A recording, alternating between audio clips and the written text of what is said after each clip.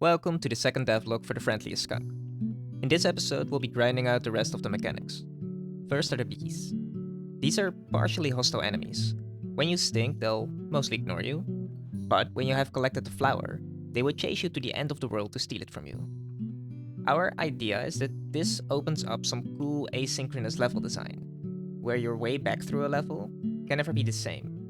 It's kind of like closing a door, but in my opinion, in a more creative and natural way.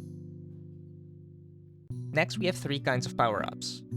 Peppers change your spray into a pepper spray, which increases the frequency of your jumps. This could be used inside levels to make players cross large gaps. Beans increase the magnitude of your spray and your jump.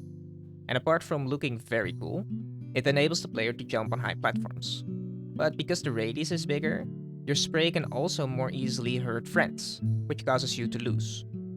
Finally, there's soap, and this power mostly has downsides, as it decreases your jump height. But we're gonna make it so that there are some sections where you can just squeeze by if you have the soap power up.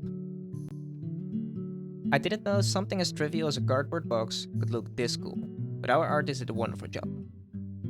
Yeah, they're pretty cool. You can push them around, and you can push multiple. When you push multiple, you become slower. Yeah, later on I'm gonna make it so you can hide inside these boxes as well. But yeah, other than that, this is probably the most buggy part of the codebase. I could spend another 12 hours working on these monsters, but the deadline is relentless, so we just gotta fake it. The last gameplay mechanic are these geysers. You spray them on one side, and they blast out from the other. It looks a bit abstract at the moment, but I promise it will make more sense when the art is finished. What's pretty cool is that the blast has the same properties as the skunk spray, so you could kill friends with them. I had some time, so I made a cool loading screen. And speaking of art, the geysers and the platforms are finished. They're not animated yet, but it's starting to look more like a game with every asset. An important part of the game is making new friends, so we had to implement a quick dialogue system so you can actually talk to them. And that about wraps up the first week of the game jam.